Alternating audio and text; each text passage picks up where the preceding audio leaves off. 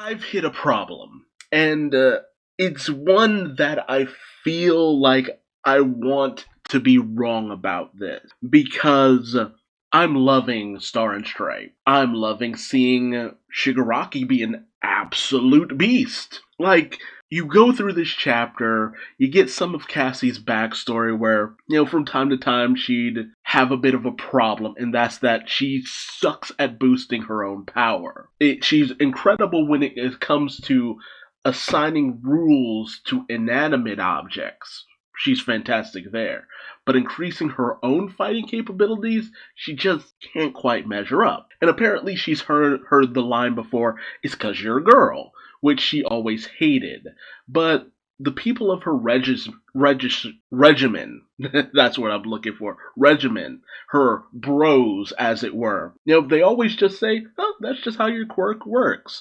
We're here to pick up your slack. We got your back. It's like real camaraderie shit going on there, and it's actually really sweet to see. And her teammates really believe in her, feeling that she is probably the one closest to being on par with All Might, which is very true, like seriously. And Cassie deep down always appreciated that they always just saw it that way. That it's just the way her quirk works, it's something to work around, it's something to have allies who got your back. It's a fantastically sweet sentiment. And considering the absolutely amazing shit she's pulling off throughout the various chapters we've seen her, yeah, no, I full on believe it. When you see her quirk in action, it's just like, oh yeah, she is stupid strong. There is no one who could match up to this aside from All Might.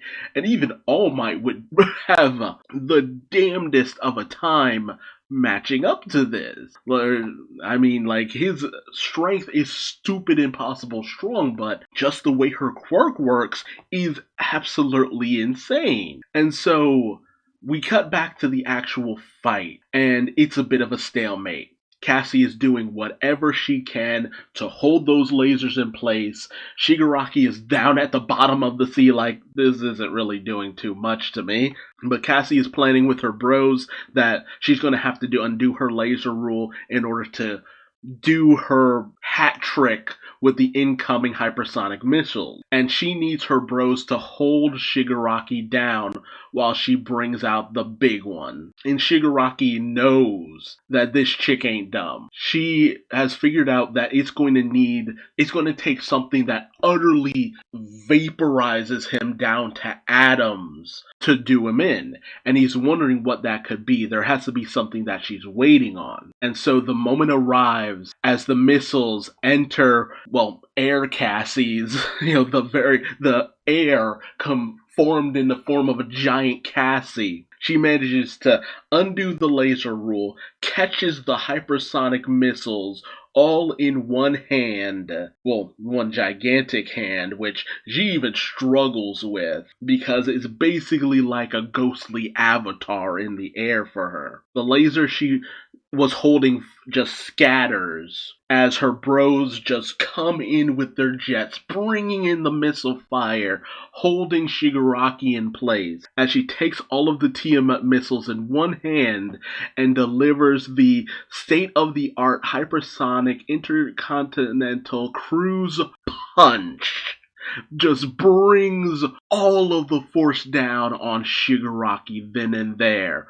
And it's a full-on, because where Endeavor is, it's all that full-on, he sees it where he's at. Hell, he probably felt it from where he was at, and he has this look on his face like, the fuck?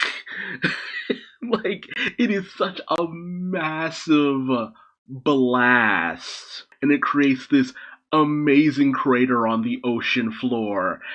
And that's when Cassie looks down and she realizes just how fuck this is, as she notices that there's a small hole in the ocean floor, and from within that hole emerges a beaten to shit, just flesh burned away Shigaraki, who comes launching up towards Cassie as she doesn't have a foothold. As apparently, just before the attack hit, in order not to give it away, what he was planning, he made a last-ditch escape tunnel with his decay quirk and used the Nomu he was riding on as a decoy.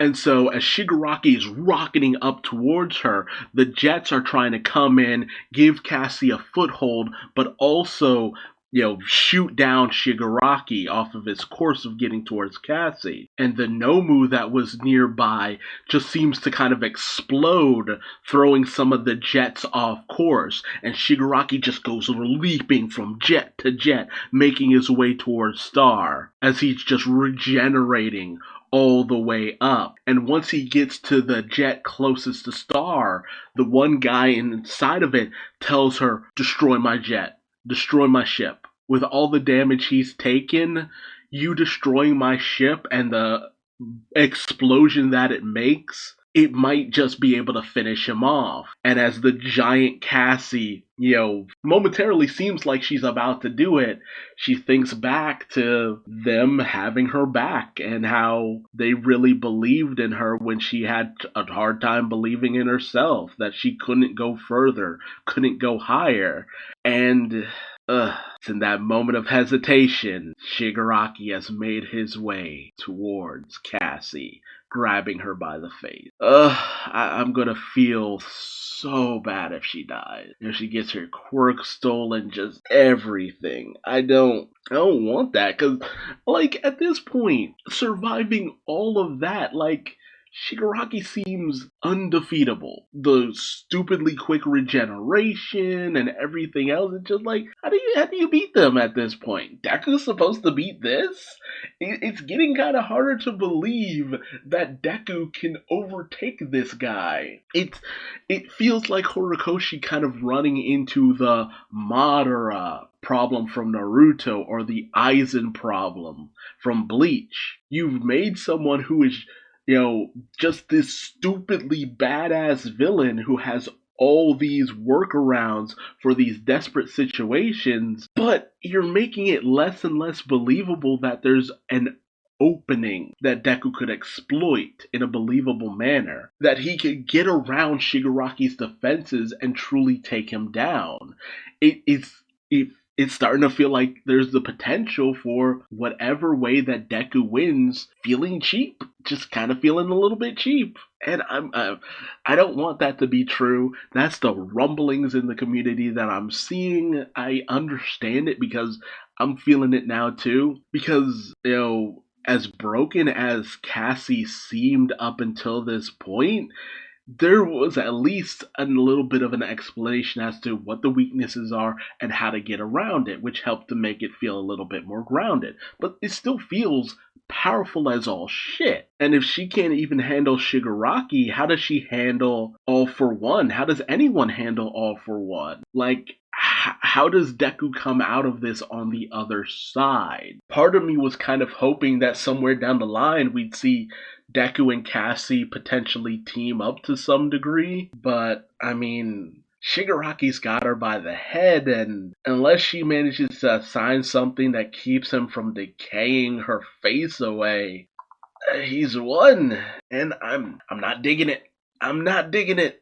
I need something else to happen to kind of alleviate this worry I have to some degree. Now, Horikoshi isn't under any obligation to appease me or anything like that. It's just, I don't know, I hope he knows what he's doing, where he's going, how he's handling this. Because it's getting really hard to tell where our conclusion is leading. But let me know your thoughts in the comment section below. Do you feel like Shigaraki has just become too much? Or do you think there's some way that he can still be defeated in a believable manner? And how are you going to feel when Cassie inevitably falls? Let me know your thoughts in the comment section below. If you like this video, please like, comment, subscribe, and hit the bell icon for notifications. And until next time, I've been Duuz-Diz-Din, and I will see you later. Bye-bye.